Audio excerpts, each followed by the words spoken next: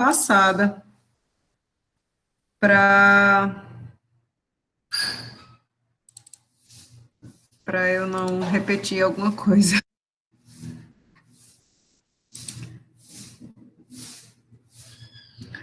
Tá certo?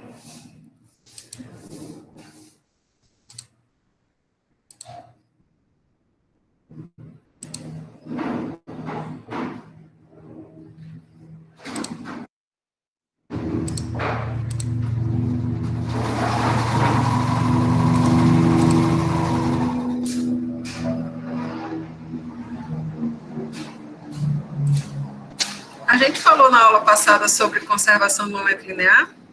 A gente terminou conservação do momento linear. A gente fez o exercício do bocal, certo? Então, a gente vai mais um exercício de conservação do momento linear.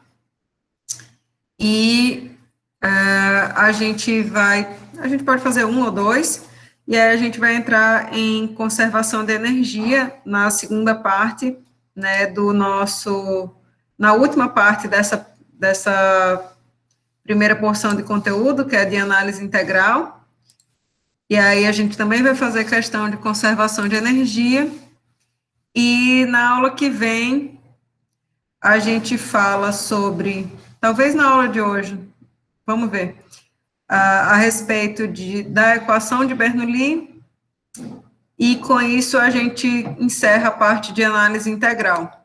E aí, a partir daí, a gente começa a falar só, né, novamente, em termos de análise diferencial, que são os dois grandes conteúdos que vão cair nessa prova, né, que vão ser cobrados nessa segunda unidade. Aí, só para confirmar, a gente fez esse daqui, não foi? E que tinha um bocal apontando para uma placa. Pronto. Então, a gente vai começar a aula de hoje, né, continuando com essa parte de conservação do momento linear, trazendo um outro exercício, que seria esse daqui. Então, nesse exercício aqui, o que acontece?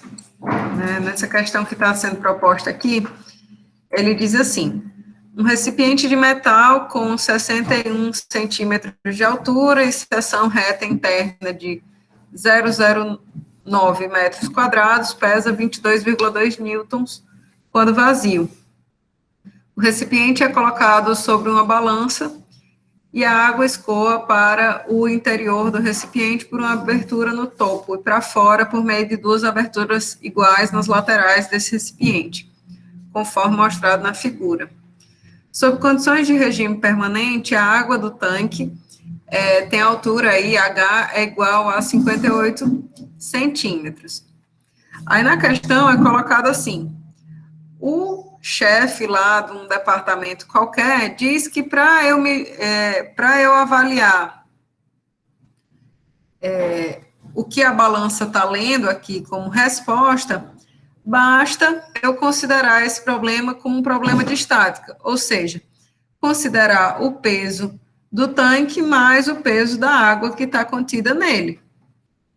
Porém, o engenheiro lá de campo diz para esse senhor que não é esse o caso, que esse problema tem que ser resolvido com base em uma análise da conservação do momento linear, porque existe fluxo de fluido.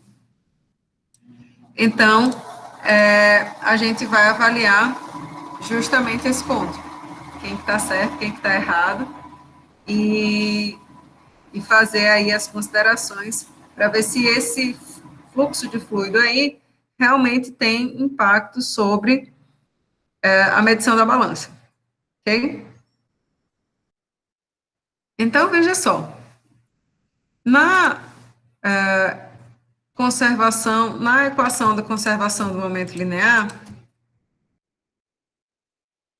a gente tem, né, que o somatório das forças de campo com as forças de superfície, que é justamente o termo que diz respeito à taxa de variação do momento linear, ele é igual a essa taxa de variação aqui do momento contido no volume de controle, mais o fluxo líquido de momento através da superfície de controle. E aí a gente falou, ó, essa equação aqui é uma equação vetorial. Então, eu posso desmembrar essa equação em suas componentes, né, em suas expressões para a direção y, para a direção x, para todas as direções que forem importantes para o problema. No caso, né, para essa situação aqui, vocês concordam comigo que a única direção que vai ser importante para a gente tratar vai ser a y, não é isso? Por quê? Porque é justamente na direção y que a gente tem o fluxo de fluido, que a gente tem a balança e o peso desses elementos aqui, certo? Então, na direção y, a gente vai contabilizar justamente a equação de conservação do momento linear, considerando as forças de campo na direção y, as forças de superfície na direção y, a velocidade nessa direção y também, para que a gente possa fazer os nossos cálculos aí, certo? Ele diz no enunciado da questão que, em condições de regime permanente, a altura do tanque é tanto. Então, se a gente trata da condição de regime permanente, esse termo daqui, de taxa de variação do momento dentro do volume de controle, né, esse termo em azul, ele é nulo, certo? Além disso, nessa direção y, a gente só tem um componente da velocidade, que é justamente o termo referente a V1, certo? E a gente vai avaliar as forças de campo e as forças de superfície que atuam sobre esse nosso volume de controle, certo? Então, a gente pode considerar um volume de controle como esse aqui, que eu vou desenhar. Vocês me perdoem, porque geralmente quando eu começo os desenhos, né, no começo da aula, os desenhos estão cada vez piores. Aí depois eles vão melhorando na medida que a coordenação motor aqui com o mouse e tudo mais vai ficando melhor. Só ajeitar aqui o volume de controle. Então, se a gente considerar esse volume de controle aqui, opa, pronto. A gente tem uma seção que é aberta ao fluxo do fluido, que é essa seção aqui A1, né? E aí a gente sabe que o vetor característico da área aponta sempre para fora dessa superfície de controle em cada uma delas, né? Então, eu vou desenhar aqui todos os vetores que caracterizam as áreas, né, onde há fluxo de fluido para essa nossa superfície de controle. E a gente sabe que a gente quer avaliar justamente essa força de reação aqui, né? Porque o que a balança vai ler vai ser justamente a reação a todas essas forças que estão agindo sobre ela, certo? Então, na realidade, a gente tem aí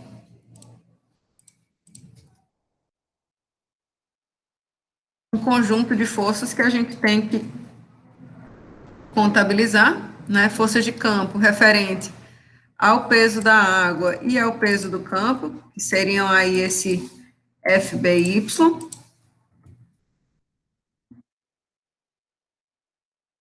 e as forças de superfície. Então, em FBY, que são as componentes de força relativas ao campo gravitacional, a gente tem a componente do peso da água contida no tanque, mais o peso do próprio tanque, certo? Como força de superfície, né, força que age sobre esse nosso volume de controle, a gente tem a força de reação. Notem que nesse momento aqui eu ainda não fiz qualquer consideração sobre direção dessas coisas, né? deixei tudo como somatório vetorial aí dessas quantidades. Fazer essa consideração agora, nesse momento, certo? Então, a gente tem que esse peso referente à massa de água, ele atua na direção do y negativo.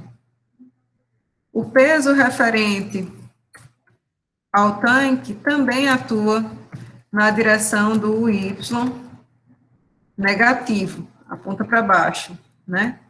E FR, que seria essa força de reação que a gente está considerando, aponta justamente na direção de Y positiva, né? Orientado conforme esse eixo Y que está sendo mostrado na figura, certo? Para a direção Y, esse termo referente à integral na superfície de controle do produto V1, ρ, V1, dA1, né, essa integral daqui, nos é fornecido somente o valor da velocidade na seção, né? Então, ao invés de eu trabalhar com essa integração em toda essa área, a gente considera que esse valor é um valor de velocidade médio aí nessa seção, certo? Então, a gente não vai trabalhar com as integrais. Um detalhe que eu preciso chamar a atenção de vocês é que, notem que esse primeiro termo V1 aqui, ele é uma quantidade vetorial. Eu vou até mudar a cor dele para ficar mais destacado. Isso aqui é uma quantidade vetorial, certo? Enquanto que esse termo aqui que eu estou mostrando, destacando, V1 escalar dA, é uma quantidade escalar. Por quê? Porque isso aqui é um produto escalar. V1 escalar dA. Então, o valor disso daqui, né, o valor desse escalar é V1 vezes a área 1, V1, A1,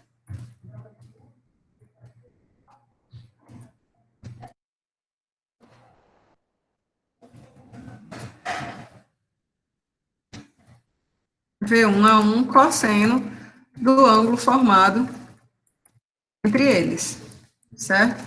Então, isso daqui é uma quantidade escalar. Isso aqui não fornece para a gente qualquer informação sobre direção desse vetor, certo? Então, quem carrega a informação de direção para a gente é esse primeiro termo de velocidade, que está representado aqui com a letra preta, né? Que diz respeito justamente a uma quantidade vetorial. Esse termo aqui em verde não é vetorial, é uma quantidade escalar e não carrega qualquer informação sobre direção. Isso é importante para vocês notarem, ok? Por que eu estou falando isso? Porque agora a gente vai começar a substituir valores, né, para poder determinar quem é essa força FR aqui, e a gente vai ver que a direção, né, se essa contribuição aqui desse fluxo, ela é positiva ou negativa, isso aí vai ser fornecido justamente por essa quantidade vetorial aqui, beleza? Então, eu vou passar esses dois termos para o lado de lá, da equação.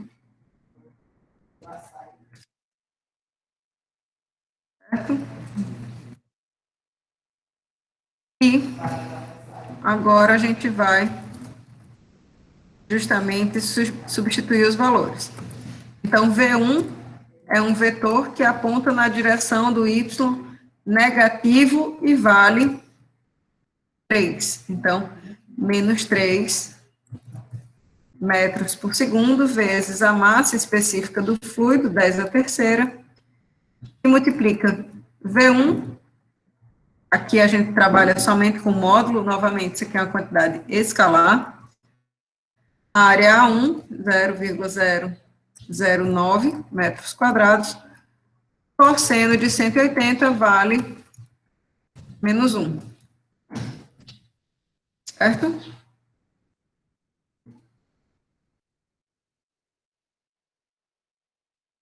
Além disso, a gente tem a contribuição do peso da água e do peso do tanque. O peso do tanque, ele já diz qual o valor, né? 22,2 newton.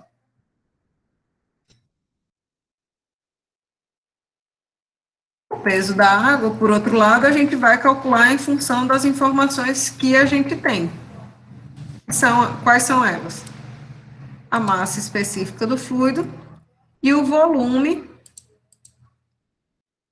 ocupado. Vou colocar aqui o símbolo correto aqui de volume. E o volume ocupado pela água. E a aceleração da gravidade, né? Massa específica vezes volume vai dar a massa, vezes a aceleração da gravidade, dá justamente a força-peso. Ok? Então, aqui, a gente tem 10 a terceira, 9,81. O volume ocupado pela água é justamente a área do tanque vezes a sua altura, né? Então, a área do tanque,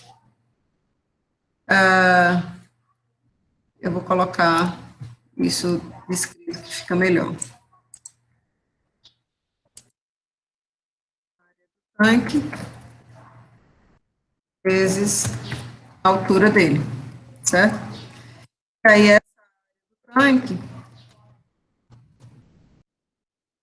ela é dada justamente, ele é fornecido, né, na questão, ele diz que a seção interna é de 0,09 metros quadrados e essa altura aqui vale 0,58 metros.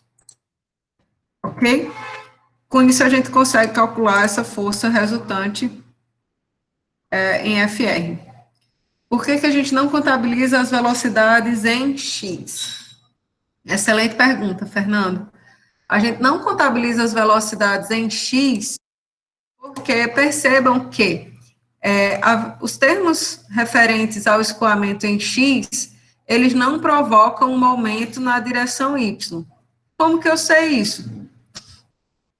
Porque eu estou trabalhando aqui, ó, na direção Y, eu peguei a equação de conservação do momento e estou trabalhando com as componentes da velocidade na direção Y, na direção que eu estou avaliando.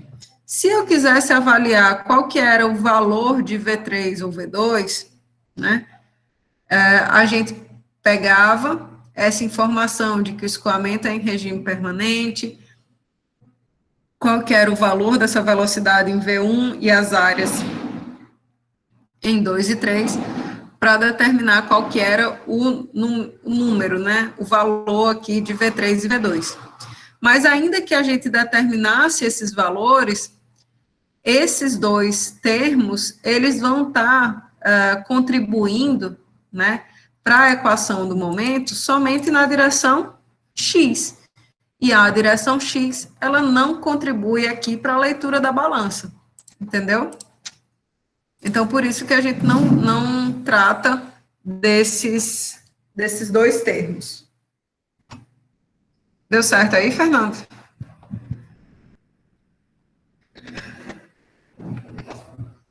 Show. Então, dúvidas, meu povo, com relação a essa parte de conservação do momento linear, a questão que a gente fez ontem, questão que a gente fez hoje, né? Eu não sei se eu coloquei no cigarro de vocês a segunda lista de exercícios. Não, coloquei só os slides, mas eu vou colocar, então, hoje a segunda lista de exercícios, que aí ela já fala dessa parte de conservação do momento linear. Porque nessa primeira aqui, a gente tem várias questões de conservação da massa, né? Ah, mas aqui, ó, já tem questão de conservação do momento. Essas são muito boas questões, essa daqui também, para vocês já irem treinando, certo? Então, vocês já podem começar a fazer questões dessa parte de conservação do momento, para a gente poder tirar as dúvidas, ok?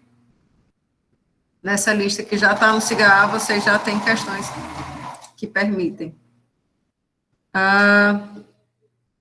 Beleza até agora, meu povo? Sem maiores dúvidas nessa parte de conservação do momento e tudo mais? Na hora que vocês forem fazer as equações, na hora que vocês forem fazer as listas, vocês vão sentir dúvidas. Então, eu peço que vocês não se acanhem, perguntem. Precisa, na hora que vocês forem fazer os exercícios, vocês vão sentir dúvidas, porque é o normal. Então, não se acanhem, manda um e-mail, pergunta. Professora, eu não consegui resolver a questão tal, você pode resolver na sala? Resolva a questão aqui com vocês e a gente tira as dúvidas, tá bom? Enquanto isso, né, enquanto isso não ocorre, né, eu vou começar aí a tratar com vocês conservação de energia, certo? A nossa terceira grande equação de conservação aí para os nossos processos, ok? Só para concluir e fechar essa parte de conservação do momento linear, aqui, pronto, nos slides de vocês, que está lá no CIGAR, vocês têm ainda outras questões, né, mais algumas do que aquelas das listas, e todas essas questões que a gente fez até agora, elas dizem respeito a escoamentos em que o referencial, ele é inercial, certo? Porém, a gente sabe que existem situações em que os volumes de controle se movem, né? Eles têm uma dada velocidade e aí o fluido, ele também tem a sua velocidade. A gente pode fazer com que essas equações que a gente deduziu permaneçam válidas, certo? Basta que, quando a gente for resolver essas equações, a gente utilize, né, a velocidade relativa entre o sistema e que é o fluido, né, e o volume de controle, certo? Então, se a gente for pensar num caso, por exemplo, em que a gente tem o volume de controle que possui uma dada velocidade v, e o fluido que tem uma dada velocidade v, né, também, então, vai existir uma velocidade relativa entre essas duas quantidades, né, v de x e yz, que seria essa velocidade relativa, sendo a diferença entre a velocidade do fluido e a velocidade do volume de controle. Se a gente considerar essa velocidade relativa em detrimento do que a gente já vinha considerando, né, a gente pode simplesmente aplicar essa informação na nossa equação de conservação do momento linear para poder avaliar novamente aí as forças que atuam referentes a uma dada situação, ok? Então, perceba que a diferença desse caso para o que a gente vinha considerando é simplesmente que o volume de controle, ele se movimenta com uma dada velocidade em relação ao fluido. E aí, para que a gente possa aplicar as equações de conservação, a gente vai usar a velocidade relativa entre essas duas coisas, né, essas duas entidades. Ok? E aí a gente tem também questão relacionando aí essa situação para vocês. Geralmente não é, assim, uma coisa que a gente cobre muito em avaliação, porque realmente é um problema mais complexo, mas que não impõe nenhum grande desafio de matemática, não, tá, pessoal? Por exemplo, nessa questão aqui, ele diz que a velocidade a par, né, sobre a qual um fluido escoa, né, ela se move com uma velocidade constante u e recebe um jato de água que deixa um bocal estacionário com velocidade de 30 metros por segundo. Então, a pá se move a 10 metros por segundo, o fluido se move a 30. Então, obviamente, a gente consegue ver que vai existir uma velocidade relativa entre essas duas coisas, né? E, efetivamente, o fluido vai estar adentrando num volume de controle como esse daqui da figura, a uma velocidade aí de 20 metros por segundo, ou seja, 30, que é a velocidade do fluido, aqui, menos 10, que seria a velocidade da placa. Certo? Então, não é coisa de outro mundo, não. Beleza? E aí todos os demais problemas você resolve justamente com essa informação de que isso vale na seção 1, 20 metros por segundo. Ok? Bom, assim sendo, né, a gente tinha falado que três grandes equações seriam as que a gente ia abordar nessa análise integral e ao longo do curso, né? Conservação de massa, conservação do momento linear e conservação de energia. E aí, a gente sempre está muito interessado no aspecto de energia de um processo, por quê? Porque a gente quer avaliar quanto que eu vou gastar no bombeamento de um líquido, quanto que eu consigo extrair de potência no uso de uma turbina, quanto de energia que eu vou precisar para comprimir um gás até uma dada condição. Então, os custos de energia geralmente são retratados, né, em realmente custos financeiros importantes, certo? Então, a conservação de energia, ela é essencial para a gente. E aí, a primeira lei da termodinâmica diz, a taxa de variação da energia de um sistema, ela é justamente dada pela componente de taxa de transferência de calor menos a taxa de realização de trabalho. E essa energia do sistema total eu posso expressar como a integral ao longo de toda a massa do sistema do produto de uma energia específica vezes o infinitesimal de massa. E eu também posso expressar esse infinitesimal de massa como um produto da massa específica do fluido vezes o infinitesimal do volume, certo? Isso aqui faz com que, essa formulação dessa maneira, faz com que a gente possa trabalhar em termos justamente do teorema de transporte de Reynolds, passando todo esse equacionamento que a gente fez para o sistema para a perspectiva de um volume de controle, né? Então, a taxa de variação de uma propriedade extensiva, que agora vai ser a energia total do sistema, vai ser dada pela taxa de variação da propriedade intensiva correspondente, integrada em todo o volume de controle, mais o fluxo líquido dessa propriedade através da superfície de controle. Então, o TTR dizia para a gente que a gente poderia modelar essa conservação de energia para um volume de controle dessa forma, certo? Então, cabe a gente fazer as devidas substituições. Fazendo isso, a gente fica com a informação de que, a taxa de variação da energia do sistema, que é justamente taxa de transferência de calor menos taxa de realização de trabalho, é a taxa de variação da energia contida no volume de controle, mais o fluxo de energia através da superfície de controle. Sendo que essa energia, ela pode estar sendo expressa, né, na forma de energia interna, energia cinética ou energia potencial do fluido. Okay? Se a gente fizer isso, né, e separar cada um desses termos, a gente fica justamente com essa denominação, ok? E aí, novamente, taxa de transferência de calor diz respeito a o fluxo de energia em decorrência de uma diferença de temperatura, certo? Sempre que eu tiver diferença de temperatura, esse fluxo de energia ocorre na forma de calor. E aí a gente vai dizer que esse termo referente à taxa de transferência de calor, ele vai ser positivo quando ele é para dentro do volume de controle, negativo quando ele tem direção, né, para fora desse volume de controle. Todas as outras formas de transferência de energia, que não por diferença de temperatura, formas de realização de trabalho, certo? E aí a gente diz que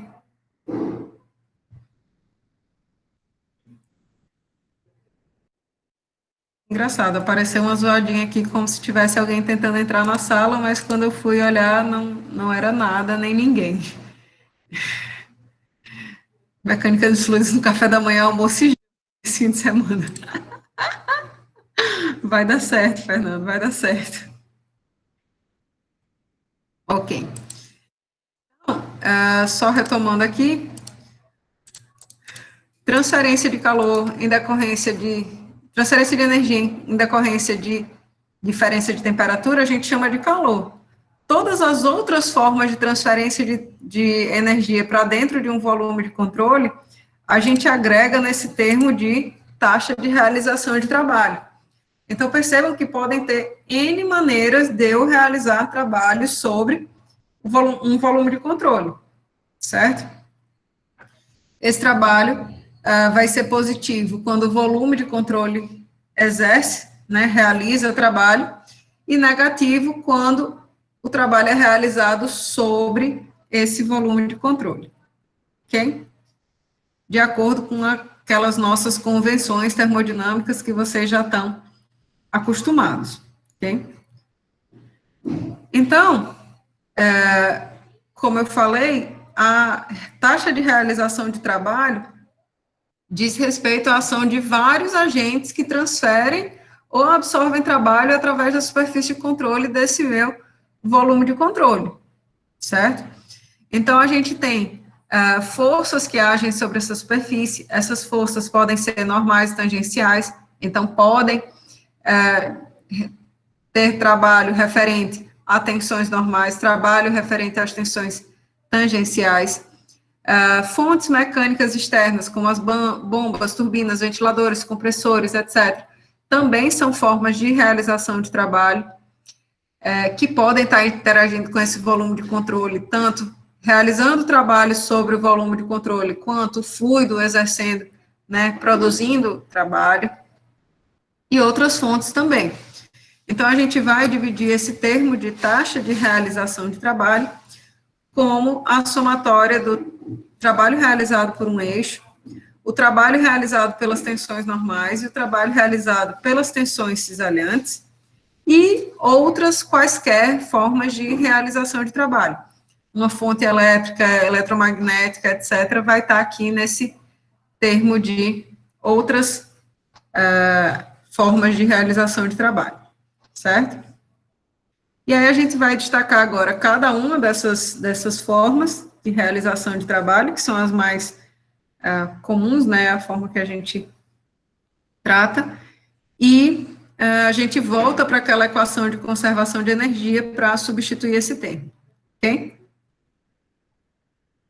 Então, trabalho de eixo diz respeito a todo o trabalho que é realizado pelo movimento de um eixo, né? Então, a gente fala em bombas, compressores, turbinas, certo? Nas turbinas, o que acontece? O fluido faz movimentar esse eixo. Então, ocorre a produção de trabalho. Então, o volume de controle produz trabalho. Essa quantidade de trabalho, ela é positiva, certo? Já nos compressores, bombas, eu preciso ligar esses elementos a uma fonte externa de energia, numa tomada, num motor a querosene, a óleo, a qualquer coisa, para que eles funcionem. E aí o compressor ou a bomba realizam uma quantidade de trabalho sobre o fluido. Então, esses termos referentes a compressores e bombas dizem respeito, né, a um trabalho negativo, certo? Sempre que num dado problema estiver trazendo para vocês que algum desses equipamentos esteja presente no circuito que vocês vão analisar, a gente vai ter que considerar a taxa de realização, a taxa de trabalho por um eixo, ok? O trabalho das tensões normais, ele diz respeito ao fato de o fluido na vizinhança do volume de controle, né, ele tende ou a comprimir ou a expandir esse volume de controle. Então, existe uma velocidade com que o fluido vai entrar nesse volume de controle, uma velocidade com que o fluido vai sair desse volume de controle, certo? E a gente sabe o quê? Que trabalho é o produto escalar entre força e deslocamento, né? Então, no caso da tensão normal, a gente vai estar trabalhando com a componente normal de uma força, produto escalar com o deslocamento. E essa força normal vai estar relacionada aí com tensão normal vezes um infinitesimal de área, certo? Então, eu posso tratar da taxa de realização de trabalho normal, né, como limite quando ΔT tende a zero, da relação desse trabalho infinitesimal, causado justamente pela força normal, em um infinitésimo aí de tempo, né, quando esse ΔT tende a zero.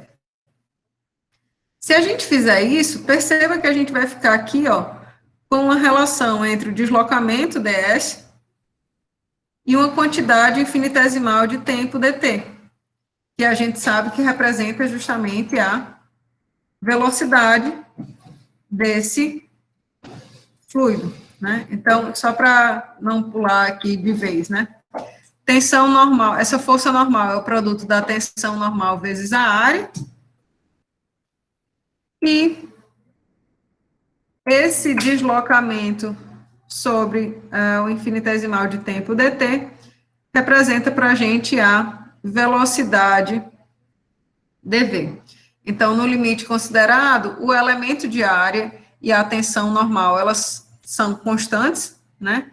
E a deformação ds, ela é provocada pelo fluido na vizinhança do volume de controle, que ele avança com uma velocidade v, certo? Então, o trabalho relativo às tensões normais seria dado dessa maneira, entendendo, né, que se o objetivo é comprimir esse volume de controle, né, ou seja, se o trabalho é realizado sobre o volume de controle, esse trabalho das tensões normais, ele é uma quantidade negativa, certo? Que a gente vai integrar justamente em toda a superfície de controle.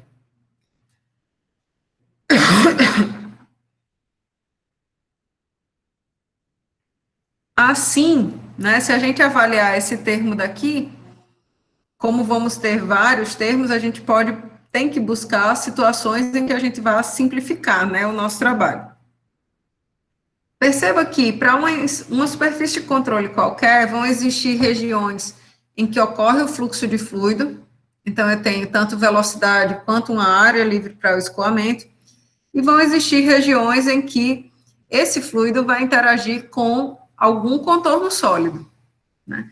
E aí a gente sabe que pela condição de não escorregamento, sempre que o fluido interagir com um contorno sólido, ele vai adquirir a velocidade desse contorno, né?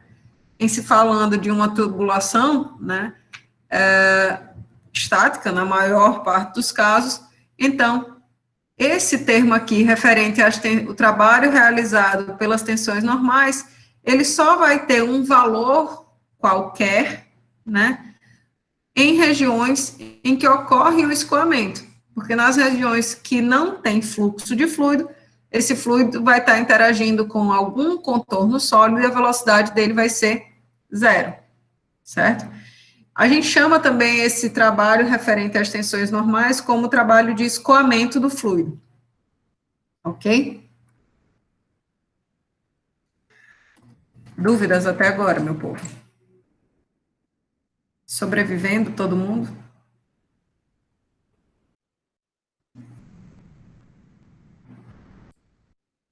Bom, assim sendo, né, o outro termo que a gente fala com relação a tensões, né, seria o trabalho pelas tensões cisalhantes. A gente já falou das tensões normais, agora a gente vai falar das tensões cisalhantes. E o raciocínio é o mesmo. O trabalho é dado pelo produto escalar entre a força e um deslocamento infinitesimal. A gente sabe que a força é oriunda justamente da ação da tensão ao longo de uma área, certo? Então, a gente pode dizer que essa taxa de realização de trabalho das tensões cisalhantes, ele pode ser expresso desta maneira, tal qual a gente fez anteriormente, onde o termo referente à força pode ser expresso aí como sendo o produto da tensão escalar a área, tá? Só que veja só, novamente a gente vai tentar simplificar essa expressão da forma mais razoável possível, certo? Sempre que qualquer um desses termos do integrando ou esse produto escalar for nulo, então quer dizer que não existe trabalho referente às tensões cisalhantes. Se a gente fala de regiões de interface com contornos, da mesma forma que nas tensões normais, a gente não vai ter velocidade do fluido. Então, esse termo de velocidade é nulo, trabalho das tensões cisalhantes, nulo também. Nas regiões de fluxo, né, a gente pode fazer com que esse termo aqui seja zero. Como que a gente vai fazer isso? Como que a gente pode manipular a nossa seleção de uma superfície de controle para fazer isso? Se a gente pegar uma superfície de controle, vou colocar aqui. Se a gente tiver aqui uma região aí qualquer de escoamento, certo? Eu vou tratar do escoamento qualquer aqui nessa região. Se eu tomar um volume de controle como esse que eu estou destacando, certo? Tomar isso aqui como meu volume de controle, e o fluido estiver entrando, saindo desse volume de controle, o que vai acontecer? Nessa superfície de controle que eu delimitei aqui, né, o objetivo de calcular esse trabalho dessas tensões cisalhantes, né, para essa superfície de controle aqui, percebam que eu tenho uma área infinitesimal que aponta nessa direção para fora, perpendicularmente para fora, e para a gente contabilizar cisalhamento sobre essa superfície, a gente estaria avaliando a tensão em todo esse plano aqui, certo? Dessa maneira, a gente consegue ver que o vetor velocidade, ele vai guardar com a tensão um ângulo aqui de 90 graus, não é isso? Cosseno de 90 graus é zero. Então, sempre que eu colocar a superfície de controle desse volume de controle, propositadamente, segundo uma orientação normal ao vetor velocidade, em todas as áreas onde ocorre fluxo, seja aqui na entrada e na saída, esse produto vetorial, esse produto escalar entre velocidade e tensão, ele vai ser nulo. Então, a gente pode escolher um volume de controle que propositadamente anule esse termo para a gente, certo? Se esse volume de controle, por outro lado, eu selecionar esse volume de controle de alguma maneira, formando, sei lá, suponha que isso aqui seja uma reta, tá, meu povo? Uma coordenação que não está deixando, motora. Então, a área infinitesimal estaria orientada perpendicularmente para fora dessa superfície de controle, e aí sim a gente teria a formação de um ângulo qualquer entre tensão ao longo da superfície de controle e o vetor velocidade, ok? Então, propositadamente, a superfície de controle normal ao vetor velocidade em todas as seções. Certo? Por que eu estou falando disso tudo, né, pessoal? Porque para a gente retornar, né, a nossa equação de conservação que a gente vinha trabalhando, a gente vai substituir todos esses termos aqui naquela equação de conservação de energia. Então, a gente vai tomar a nossa equação de conservação de energia que a gente estava trabalhando inicialmente, pelo teorema de transporte de Reynolds, e vai substituir todos esses termos de realização de trabalho no termo do trabalho. Quando a gente fizer isso, a gente vai ficar com alguma coisa assim, certo? E aí, um negócio que a gente vai ter que atentar é que esse termo referente à taxa de realização de trabalho pelas tensões normais, ele é justamente aquela integral que a gente tinha descrito anteriormente, certo? Só que o termo referente somente às tensões normais, convencionalmente, ele é denominado, né? A gente trata ele pela pressão termodinâmica do escoamento. Então, esse termo todo aqui, referente às tensões normais, ele vai ser expresso em termos da integral da pressão termodinâmica ao longo da superfície de controle, certo? E quando a gente tratou desse termo aqui das tensões normais, a gente tinha deixado ele nessa forma de integral de V escalar dA.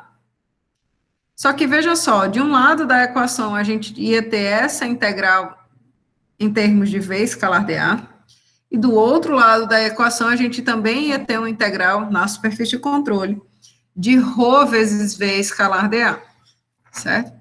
O que que a gente fez? Mágica matemática.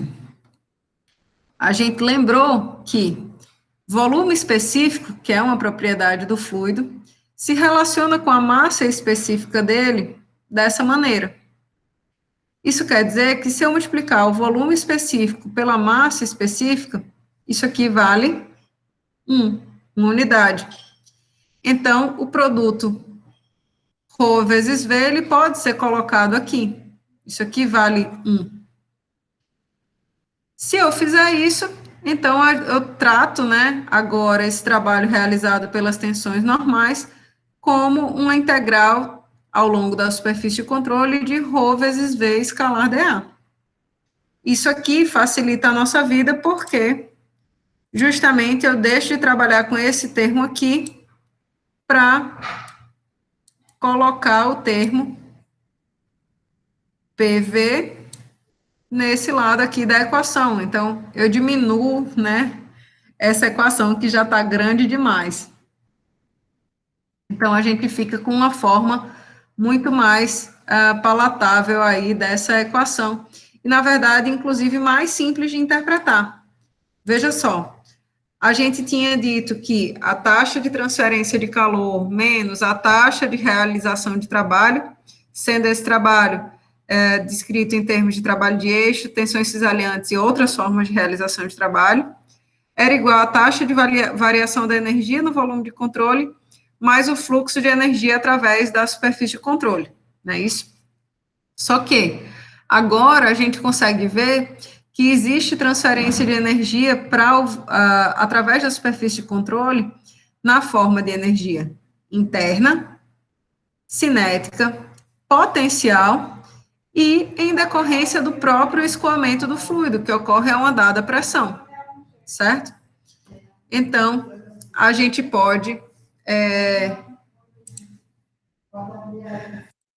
analisar essa equação de conservação da energia dessa maneira.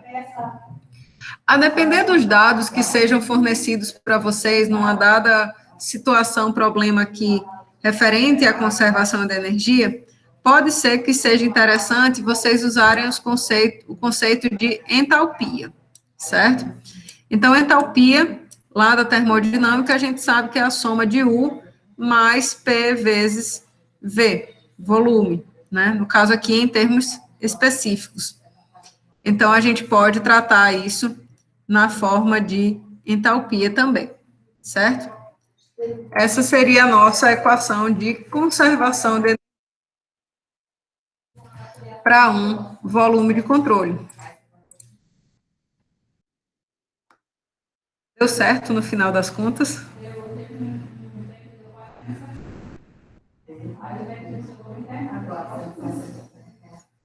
Felipe disse que está só existindo hoje.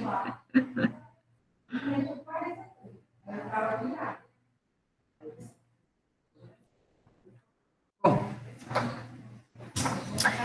assim sendo, meu povo, para as coisas não ficarem tão no plano só das ideias, a gente pode resolver uma questão agora para tentar, né, trazer isso para uma coisa mais real, mais prática para vocês, ok?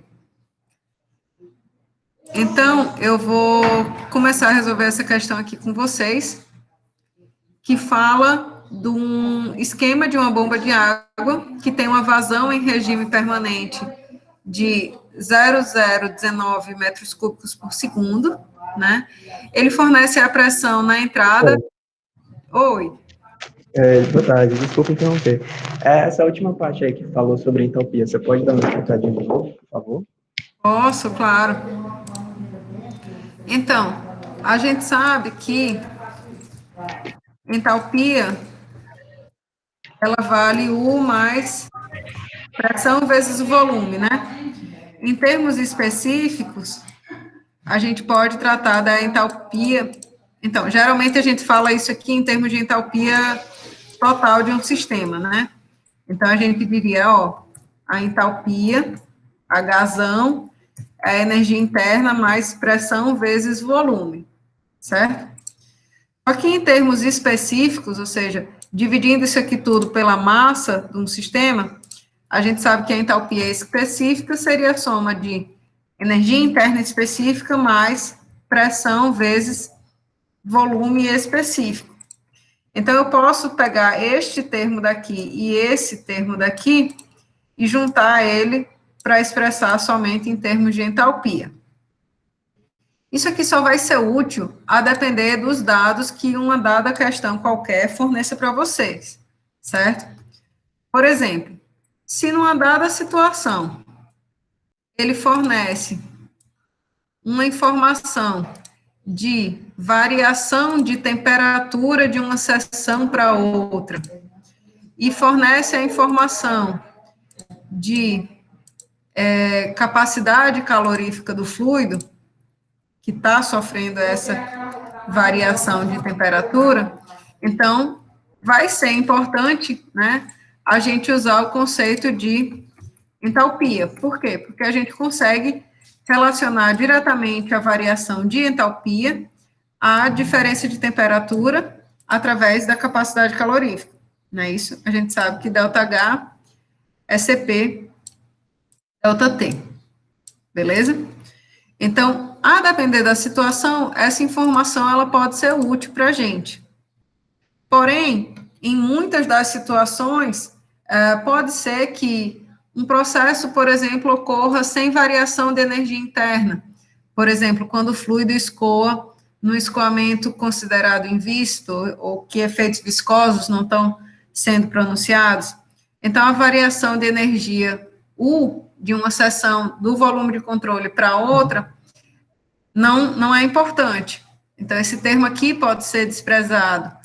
E aí a gente tem a importância somente das variações de pressão, certo? Então, essa informação aqui da entalpia, ela é útil a depender das informações que são fornecidas para vocês em um dado problema. Não sei se tirei a dúvida, Fernando. Sim, ficou claro. Essa última parte da equação ficaria sendo a geral, né? Então, aí a depender da situação, a gente adequa.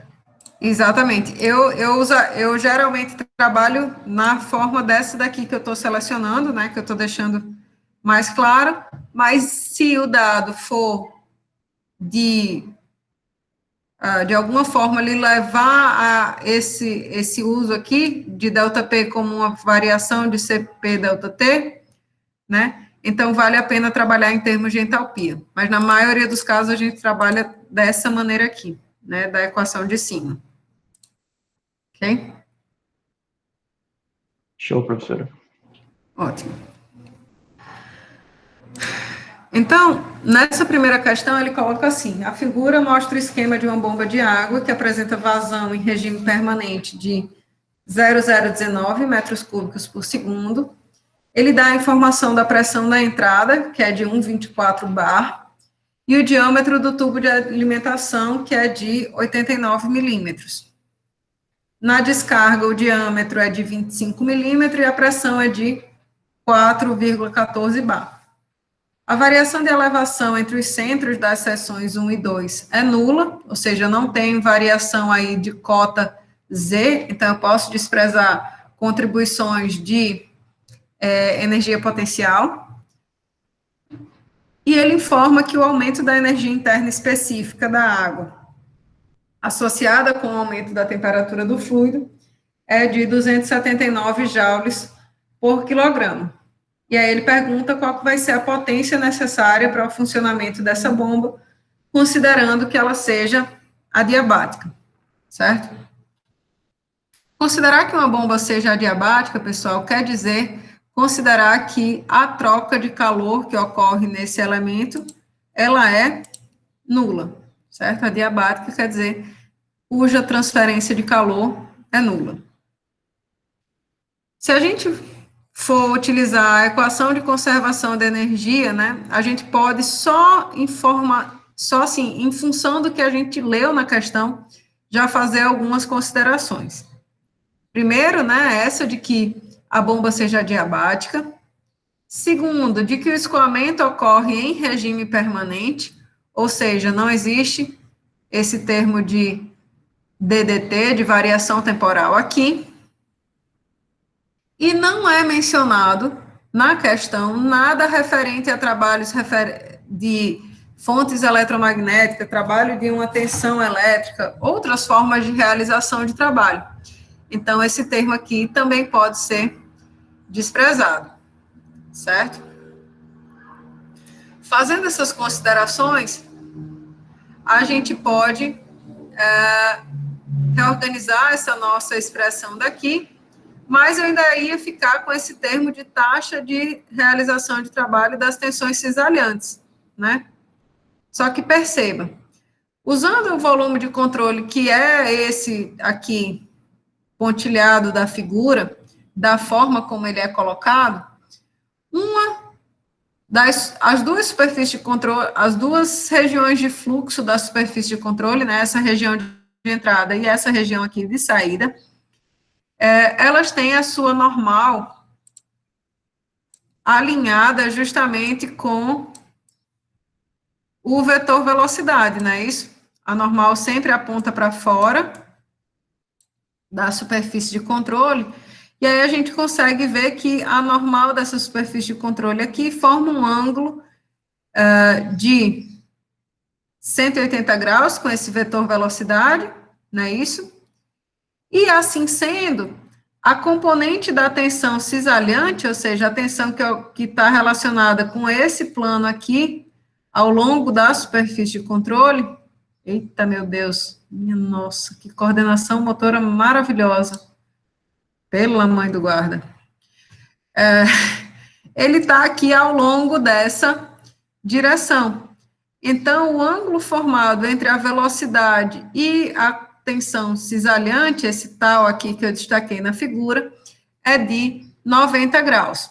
Se a gente retornar lá para a nossa avaliação lá do trabalho das tensões cisalhantes, né, a gente diz que nas regiões de fluxo, né, se eu colocasse a normal, a superfície de controle com a normal orientada justamente, propositadamente, na direção do vetor velocidade, então esse produto escalar tensão-velocidade, ele se torna zero, porque o ângulo formado é justamente de 90 graus, certo?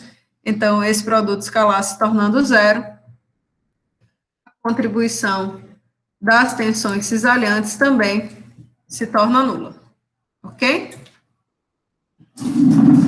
Então, a gente ficaria com uma equação como essa que está aí na figura. Alguma dúvida até agora, meu povo? Nessa parte aí das tensões cisalhantes, todo mundo entendeu por que eu cancelei, por que não cancelei? Ok? Show. Então, ótimo.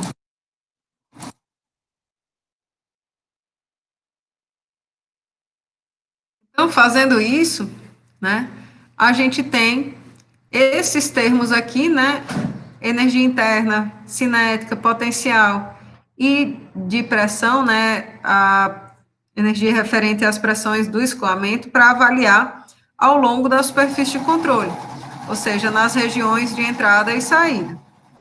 E aí ele já coloca no próprio enunciado que a variação de elevação entre os centros das seções 1 e 2 é nula. Então, eu posso desprezar essas contribuições de variação de energia potencial.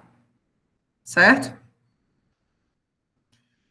Além disso, a gente sabe que esse produto aqui, integral na superfície de controle de ρ vezes escalar dA, diz respeito à vazão mássica do fluido, né? Se a gente está trabalhando com um volume de controle, que aqui no próprio enunciado ele diz que o escoamento é em regime permanente, a equação da continuidade fica para a gente, né? Informa para a gente que a integral na superfície de controle de ρ vezes escalar dA, ou seja, a vazão mássica, tem que ser igual a zero. Não a vazão mássica tem que ser igual a zero, né? Mas esse termo aqui, que representa a vazão mássica em toda a superfície de controle, ou seja, a vazão mássica na entrada e na seção de saída, eles têm que ser iguais, certo? Assim sendo, eu posso deixar de trabalhar com essas integrais para trabalhar com a vazão mássica do fluido. Por quê? A vazão mássica do fluido na seção de entrada tem que ser igual à vazão mássica do fluido na seção de saída. E aí a gente fica com esta expressão daqui. Notem que aqui eu coloquei um sinal negativo, né, para o termo referente à seção 1. Por quê? Porque a seção 1 é uma seção de entrada. Então, esse produto escalar, V escalar dA na seção 1, ele está se relacionando com um ângulo de 180 graus. Cosseno de 180 tem sinal negativo, isso aqui vira menos 1, né? E na seção de saída, esse produto escalar, V escalar dA, tem sinal positivo. Por quê? Porque o ângulo formado entre a área e a velocidade do escoamento do fluido é de 0 graus. Assim sendo, o cosseno vale 1, ok? Então, a taxa de realização de trabalho de eixo vai ser igual ao produto da vazão mássica vezes a variação de energia interna, cinética e de pressão desse escoamento. Aqui, observa que eu deixei de trabalhar com pressão vezes volume específico para trabalhar com pressão dividido por massa específica.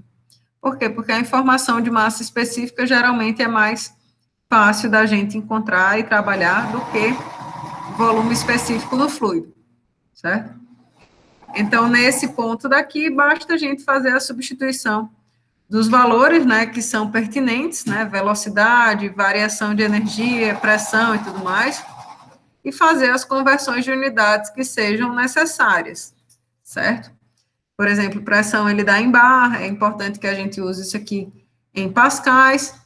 A velocidade nas seções 1 e 2, vocês conseguem calcular, porque ele fornece qual que é a vazão volumétrica e o diâmetro, né? Vazão volumétrica é justamente dada pelo produto velocidade média vezes a área, então facilmente a gente encontra essas velocidades V1 e V2. Ok? Dúvidas, meu povo?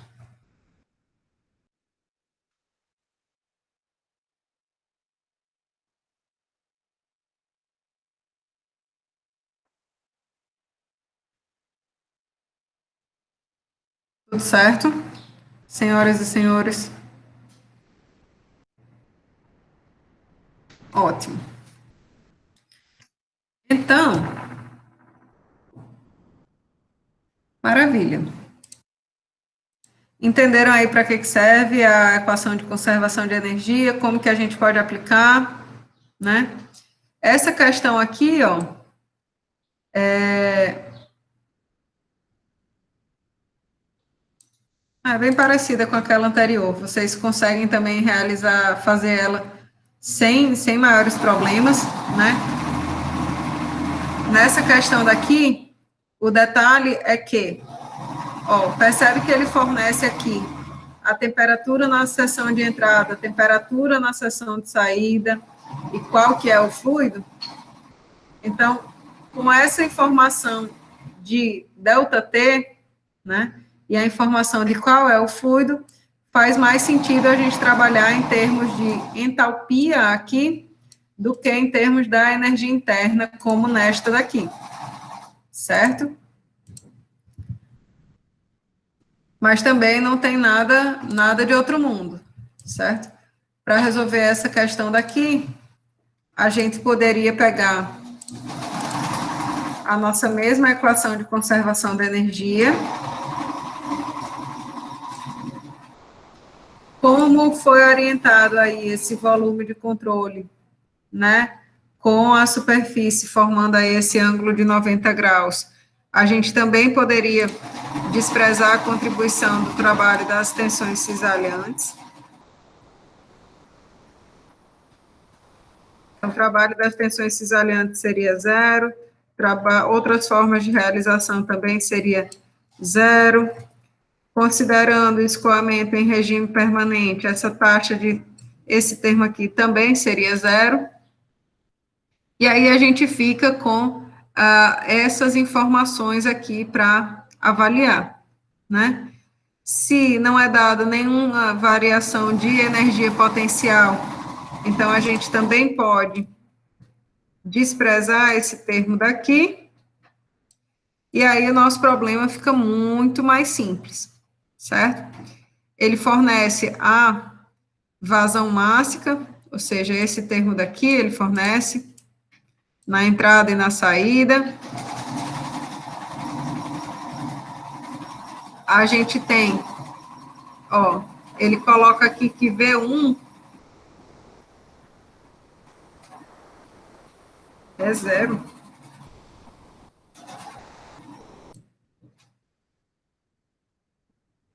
Então, V1 é muito baixo, né? É isso que ele quer dizer. O fluido entra aqui com a velocidade muito baixa na seção 1, muito baixa, mas a vazão máxima é de 9 quilos por segundo. E então, a gente pode trabalhar com essas informações aqui nessa questão.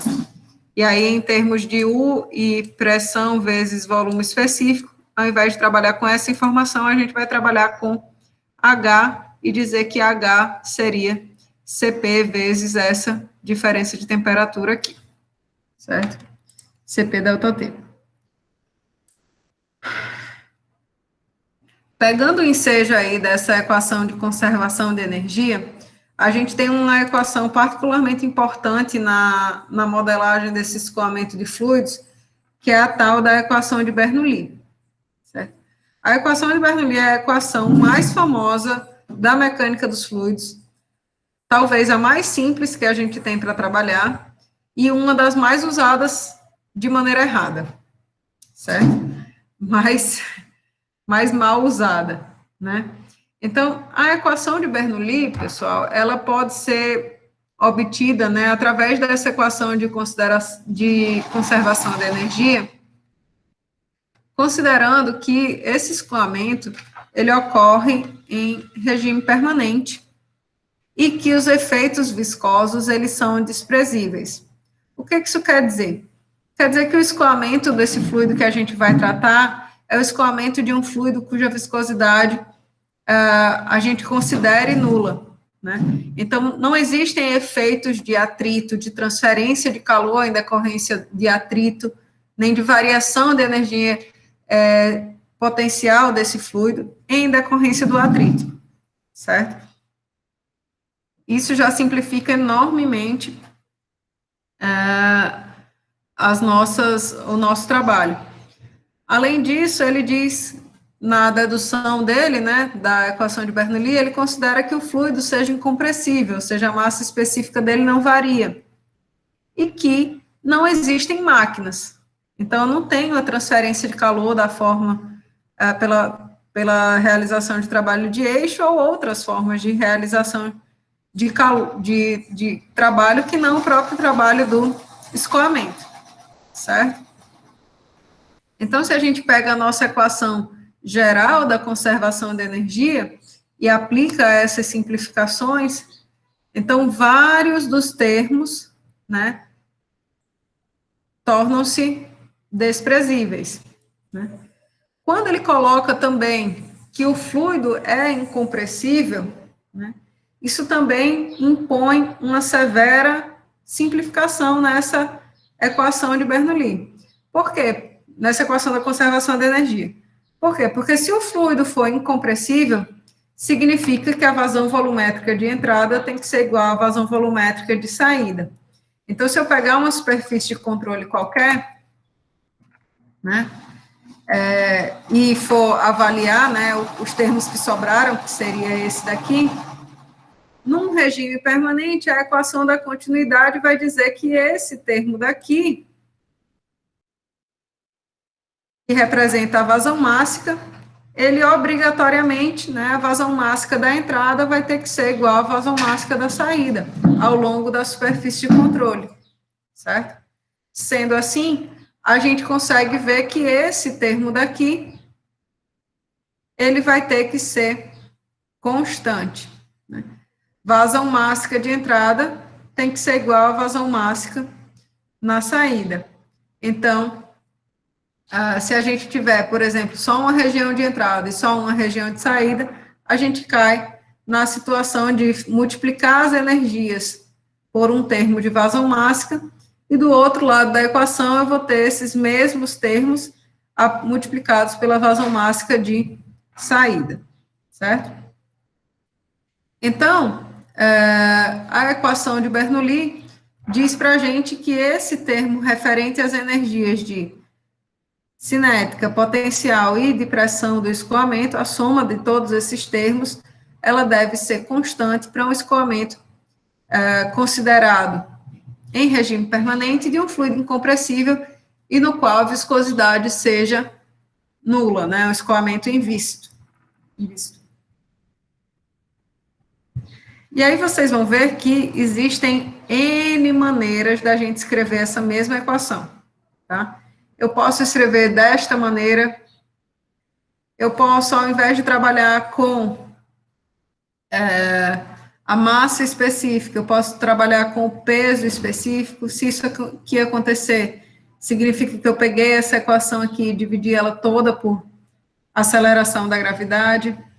A gente pode também trabalhar essa equação com um produto pressão vezes volume específico, como está aqui, certo?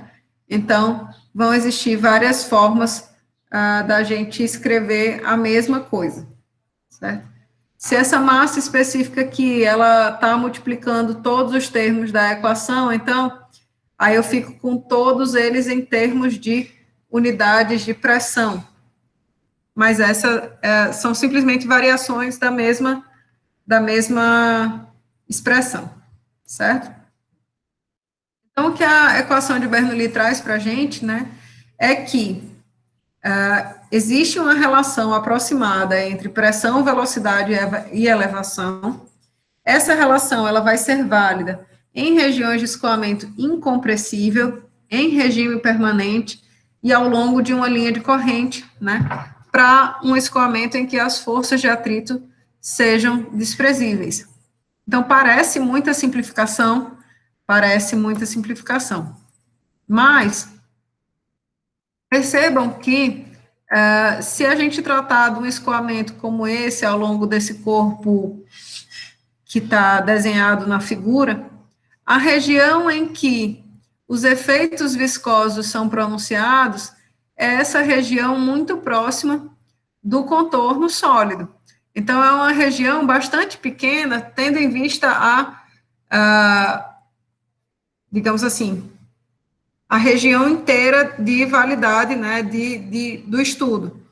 Então, a região de validade da equação de Bernoulli é toda essa aqui que não computa os efeitos de viscosidade. Então, percebam que ela é uma equação simples, que se aplica a uma grande quantidade de regiões, né? Ela é uma equação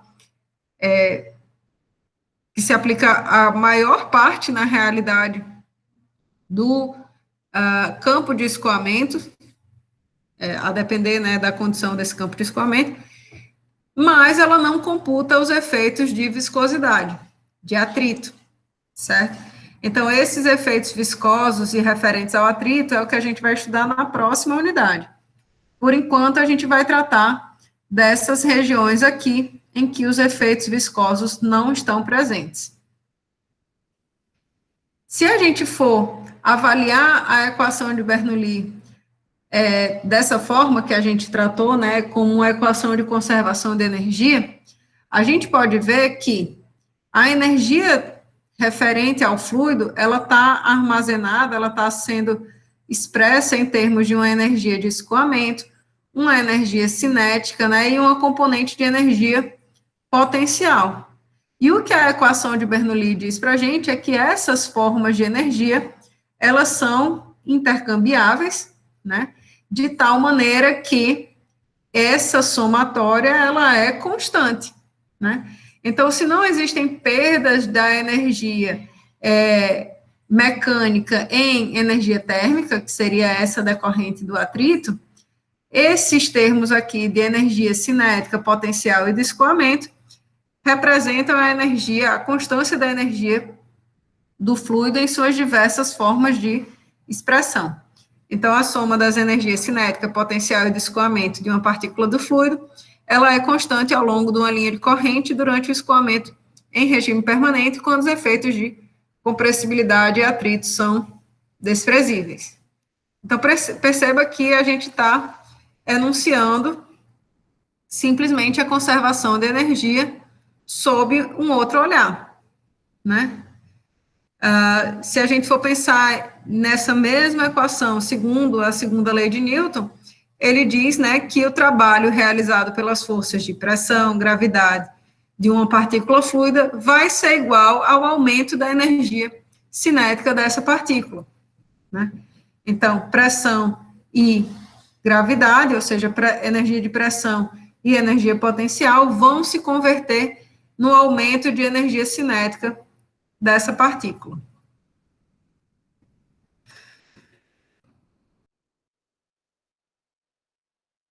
E, então, a gente pode, por exemplo, considerar um escoamento simples como esse daí que está mostrado na figura, né, de água dentro de uma seringa. E aí ele coloca a força aplicada no êmbolo da seringa, né, a força que é aplicada aqui nessa extremidade, é maior, né, produz uma pressão maior do que a pressão atmosférica nesse ponto 1 do escoamento. A água escoa pela agulha no ponto 2, com uma velocidade bastante alta e atinge o ponto 3 no topo do jato. E ele pede para a gente discutir, com base nessa equação de Bernoulli, como que, quem que é grande, quem é pequeno em termos de energia entre esses pontos, né? Então, perceba, no ponto 1, é um ponto em que está recebendo toda essa pressão, né, referente ao escoamento. Né? Essa energia de pressão que está sendo fornecida no ponto 1, em grande parte, né, que vai se transformar no ponto 2 em uma forte energia cinética do fluido, e no ponto 3, majoritariamente, em uma componente de energia potencial. Então, no ponto 1, a gente consegue ver, seria esse ponto aqui, a energia cinética ela é pequena, energia potencial eu posso atribuir o valor dela como sendo zero, né, se eu tomar esse nível aqui como um nível de referência, e a energia de pressão vai ser uma energia de grande magnitude. No ponto 2, né, em que eu tenho justamente alta velocidade do fluido, a energia cinética vai ser importante, né? Eu vou ter uma pequena contribuição de energia potencial e praticamente nenhuma energia referente à pressão. Por quê? Porque no ponto 2 eu já estou numa condição, o fluido já está numa condição de pressão atmosférica, então a pressão manométrica no ponto 2 é zero. E no ponto 3, que seria esse ponto em que o fluido atinge sua máxima altura, né, a velocidade da partícula fluida é zero, a pressão, como a gente falou, é zero, porque aqui já está na condição de pressão atmosférica, e aí toda essa energia foi convertida em energia potencial, ok?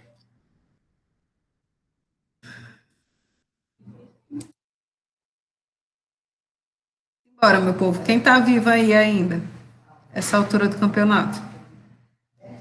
Nossa aula acaba agora, 2h30, é isso?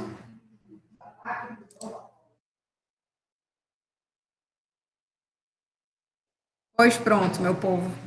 Olha,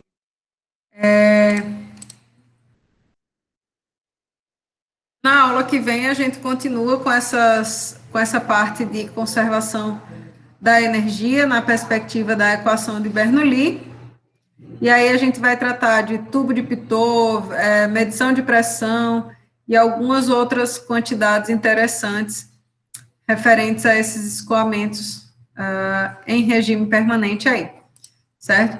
Por favor, tentem fazer os exercícios, apareçam com dúvidas, e aí a gente resolve essas coisas, tá certo?